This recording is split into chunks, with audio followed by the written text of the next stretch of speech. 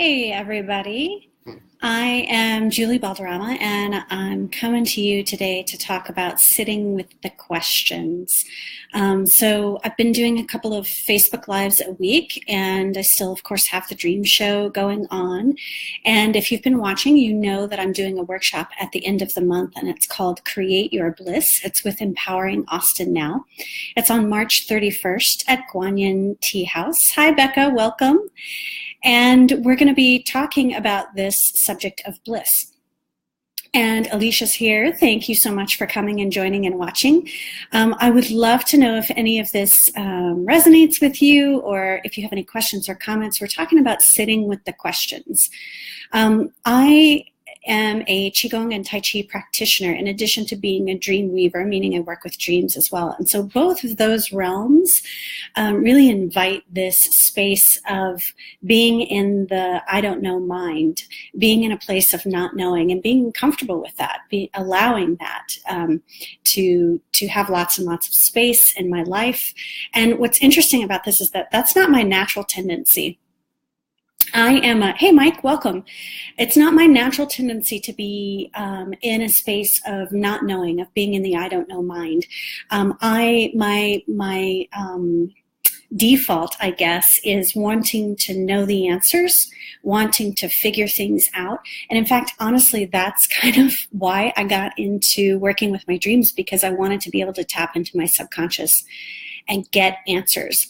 But what I find, the more and more that I do dream work, is that being in a place of being happy for no reason, which is kind of, bliss is one of those things that, and I posted this the other day asking you what your bliss is, or how you know you're feeling bliss. And it's one of those words that it's a little bit slippery to define. So we definitely have, I think, a connotation of bliss that it's, somebody posted a GIF of somebody, or a GIF, I don't know, is it GIF or GIF? I don't know, of like an animal in the bathtub, like getting a bubble bath. And so that's definitely blissful for me. Getting a massage is blissful for me. But how do I live my bliss when I'm not getting a massage, or when I'm not in the bathtub taking a nice bubble bath, or when I'm not in those spaces where, the moment is sort of just right? How do I create bliss in my life when I'm in a situation that feels challenging to me? When I'm, in a conflict with somebody, or when I am bumping up against some of my own resistance, or some of my own stories and my patterns of behavior. And I find, for me, what helps keep me in that bliss is the ability to sit with the questions rather than looking for answers right away. We all feel a lot more comfortable and a lot safer if we have answers. And I also know that being able to hold the space, or hold the container where we can really sit with questions and allow questions instead of moving to the answers quickly, it gives us a lot more opportunity to move out of either or, to move out of duality and into a space of infinite possibility. Which, when I'm connected to that space of infinite possibility, that is when I feel most connected to my bliss. And so what I like to talk about with people in dream work is, yes, it's really fantastic to tap into our dreams in order to get a sense of our subconscious and what's going on in our internal world, so that we can get some answers, we can get some guidance and some wisdom and some medicine from our dreams. But what's even lovelier is when we allow ourselves to sit with the questions that our dreams bring up. And so we might not be able to get to a place where we can immediately find the answers, or immediately find the wisdom or the insight. But we can instead sit with the questions. I think this is super valuable when we do any kind of divination work too, whether we're doing oracle cards, or whether we're doing crystal work with crystals, anything else like that. It's helpful to be able to say, you know what, I'm going to take this in. I'm going to look at the symbols. I'm going to look at the in dreams, that's all they're doing is talking to us in symbols. And so being able to sit with this place of like, I wonder, or what if. One of my favorite authors is Elizabeth Gilbert. And she talks often about how curiosity is the antidote to fear. And for me, the needing to know the answers, needing to know what the answers are or figure things out, that comes from a place of fear. And I've got nothing against fear. If you've seen some of my other videos, I actually get up on a soapbox and I champion for fear, because I think that fear tells us a lot about what's going on with us, what we want to be aware of. It's connected to our intuition.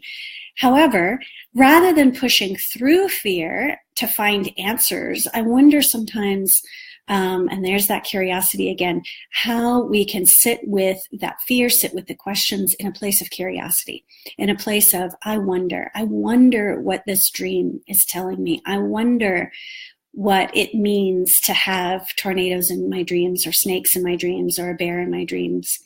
And rather than just taking in what someone says to me that this means, or what a dream dictionary says that this means, I'm allowing myself to sit in a space of wonder. And what I find is when I do this, the universe really, or source or God, the universe really co-conspires with me to bring me the answers. So it's a place of receiving. It's a place of being able to kind of just sit in stillness and receive, as opposed to going out and finding the answers. There's a time for that as well. But I love, or I'm going to say, and I love sitting in the space of the questions, sitting in the I don't know mind. So just want to check in with everybody. That's kind of what I want to bring to you today, is this opportunity to sit in the I don't know mind, to sit with your questions, to hold that space a little bit longer with your questions. Thank you so much for the hearts, Jody. Hey, how are you? Welcome to the live stream. If you guys have any questions about this, it's a little, I'm not bringing you any answers. And I find that, honestly, that sometimes, yeah, Jody, and it can feel uncomfortable, right? To be in that space of I don't know mind. It takes a great deal of strength to sit with the questions and to sit in the I don't know mind and to hang out there. And it's a fine line. There is a place where the I don't know mind is actually resistance, and being able to discern where that place is and then get curious about the resistance is a way to move forward as well. The other thing that I want to mention, and this goes back to, hi, Kira, welcome. This goes back to Elizabeth Gilbert, is being willing to experiment. I have a super wonderful dear friend, Amber, she has a blog called Experiments in Vitality. And what I love about this blog is that she really is allowing herself to sit with the questions. She tends to decide to experiment with something new, whether it's a creative project or whether it's a new way of being in the world. And she sees it as an experimentation.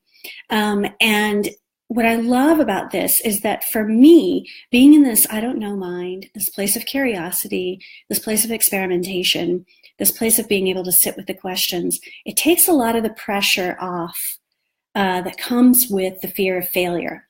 So let me know if this resonates with you. I know I talk to a lot of clients, and that's kind of one of their concerns, or one of their things that tends to come up a lot, especially around resistance. And it happens to all of us, is this fear of failure. And this fear of failure can oftentimes keep us from being connected to our bliss. Have you ever gone to a workshop or to a talk or read a book or had an idea presented to you, and you immediately resist it? You immediately start to get cynical about it. You immediately start to think, well, if I adopt this idea, what's everybody going to think, or what's that going to mean about me? Or will I be cuckoo for doing this? And for me, we're looking for the answer, like, what is this going to mean in my life?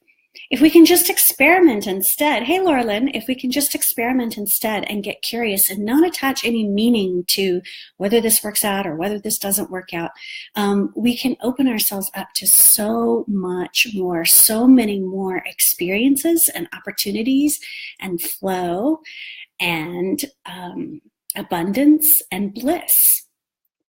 So I'm going to wrap up for today, but I wanted to just bring this idea to you that a way to create your bliss, or a way to even stay connected with your bliss, is to allow yourself to be in the I don't know mind, to relax into that. It's hard to do. It's uncomfortable to do.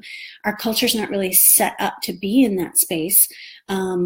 We feel like we are smarter, worthier, better, whatever it is, if we have the answers. And it's more difficult to own that you don't know, and to get curious, and to seek understanding, and to seek connection, rather than having the answers, rather than having it figured out, rather than fixing things. So let me know, does this resonate with you? Do you have a hard time in the I don't know mind, or in the place where we sit with the questions? And do you have any practices that help you do that? For me, it's meditation, it's Qigong, and it's definitely dream work, because I have to sit with a lot of questions, or I choose to sit with a lot of questions during dream work. All right, so once again, I just want to mention that Empowering Austin Now is at the end of the month. It's March 31st at Guanyin Tea House. We are selling so well, and we're going to sell this out. So definitely, if you're interested in this, check out the event.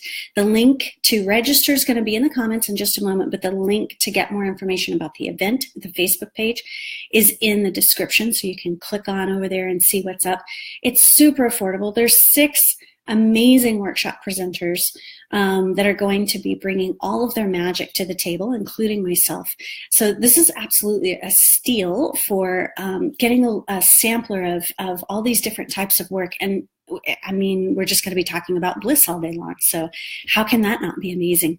We're going to have a beautiful concert at the end of the evening, which Adam Tudor has been doing some Facebook Lives too. He's tagged in this, so if you want to go over to his feed and see all the beautiful music that he's providing. Everybody else that's tagged in this has been doing Facebook Lives too, so you can get a feel for their work, and you can get connected to them as well. Thank you guys so much for watching. Thank you for the hearts. Thank you for the likes. Thank you for the comments. Thank you for the highs. And if there's anything else that you want me to talk about in these live streams, whether it's about bliss, whether it's about your heroine's journey, and then of course about dream work, because I love doing that, please let me know if you've got any questions. I'm happy to come to you on these Facebook Lives and give you guidance and answer questions and sit in the questions too. Happy to do that as well. Thank you so much for watching, and I will be on again tomorrow with Kevin Ballister, who is amazing. I did an interview with him last week, and we're going to talk a little bit more about bliss and about his work with Feed a Brain. Kevin's got an amazing story, so I definitely recommend that you check out that video that we did last week. And I will see you tomorrow. In the meantime, happy sitting with your questions and sweet dreams. Bye-bye.